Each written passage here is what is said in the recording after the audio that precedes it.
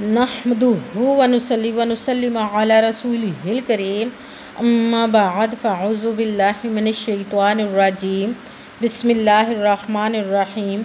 मेरे मुअज़्ज़ज़ सामाईन अकराम, अस्सलामु अलैकुम व रहमतुल्लाहि व बरकातुहू। मैं अपने रब कायनात से ये दुआ करती हूँ कि मेरे जितने भी सुनने वाले हैं, रब कायनात सबको सेहतमंद, तंदुरुस्त और लंबी ज़िंदगियाँ अता फ़रमाए।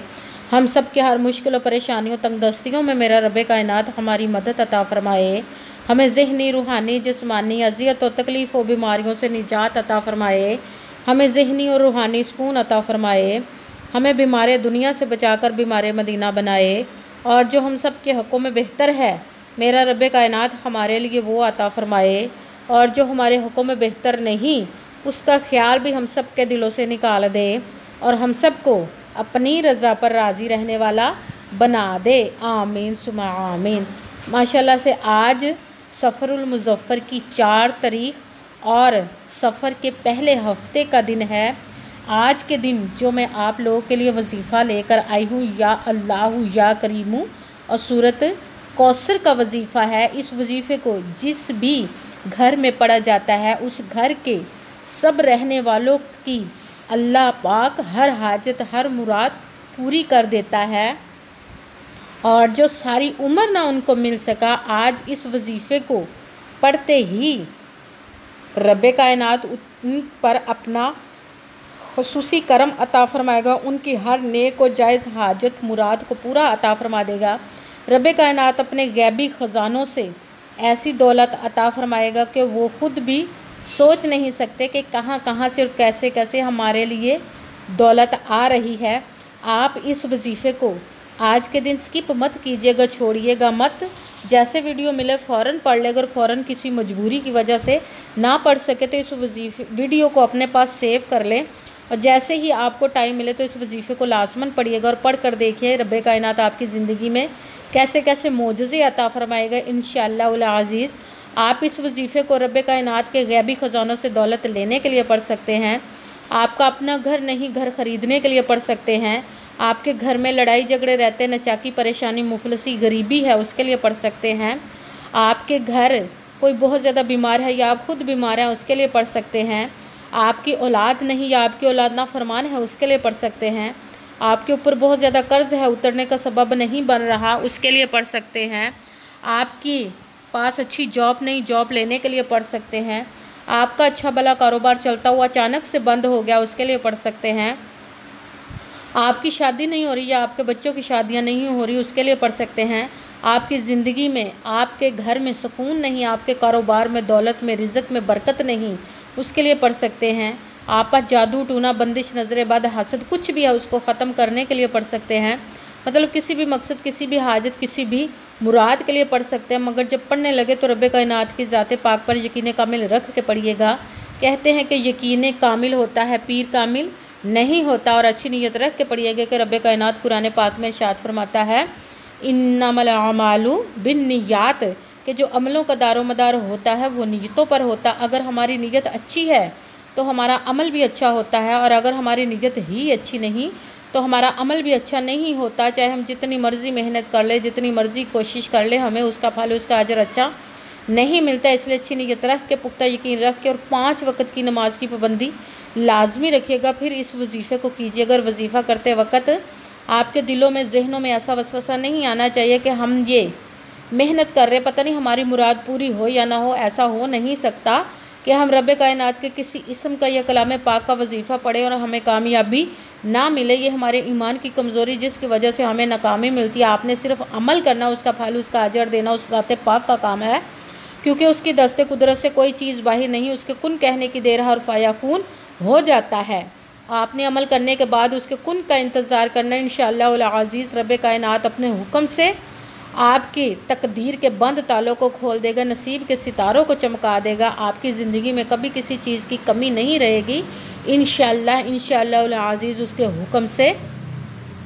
अगर वीडियो अच्छी लगे तो इसको लाइक ज़रूर कीजिएगा और आगे भी शेयर कर दीजिएगा, ताकि किसी दूसरे को हमारी वजह से फ़ायदा पहुँचे तो हमारे लिए सदका जारिया बन जाए। जो नए हैं इस चैनल पर, इस चैनल को सब्सक्राइब कर दें और बेल आइकन को भी दबा लें, ताकि मेरी अगली आने वाली वीडियो आप तक पहुँच सके। अगर कोई मुझसे किसी मसले के बारे में इस्तिखारा करवाना चाहते हो, या किसी काम का हिसाब लगवाना चाहते हो, किसी काम के लिए वजीफ़े का पूछना चाहते हो, या कुरान पाक ऑनलाइन पढ़ना चाहते हो, महफ़िल मिलादुन नबी के लिए बुलवाना चाहते हो, तो व्हाट्सएप पर आप लोग मुझसे रब्ता कर सकते हैं। वीडियो पर नंबर चल रहा है। अगर मेरे भाई या बुज़ुर्ग मुझसे रब्ता करना चाहते हो तो व्हाट्सएप पर वॉइस मैसेज करके अपना मसला बता सकते हैं। अगर बहनें या माएँ मुझसे रब्ता करना चाहती हों तो व्हाट्सएप पर वॉइस कॉल करके मुझसे बात कर सकती हैं, अपना मसला बता सकती हैं। आपने वजीफ़ा करने से पहले कमेंट्स में अपना नाम और जहाँ पर रहते उस जगह का नाम और अल्लाह पाक का एक नाम ज़रूर लिखना, ताकि मैं भी आप लोगों के लिए दुआ कर सकूँ और फिर वजीफ़े की भी आप लोगों को इजाज़त मिल जाएगी।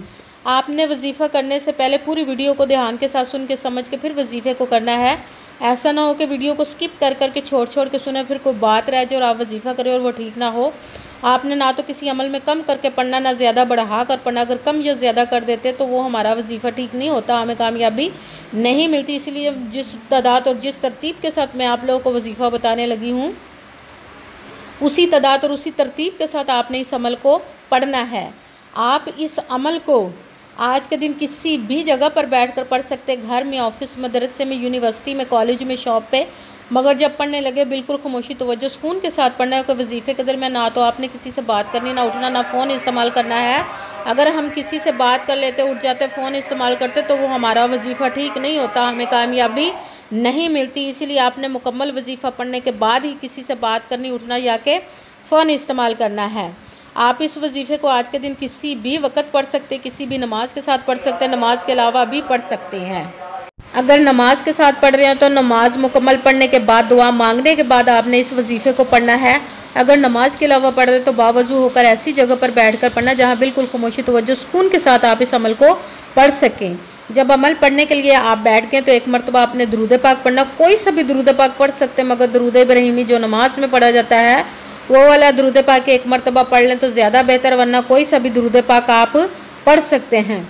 दुरूद पाक पढ़ने के बाद एक मरतबा आपने आऊज़ु बिल्लाहि मिनश शैतानिर रजीम बिस्मिल्लाहिर्रहमानिर्रहीम पढ़कर अपने मकसद की नियत कर लेनी, जिस मकसद, जिस हाजत के लिए आप इस वजीफ़े को पढ़ने लगे हैं।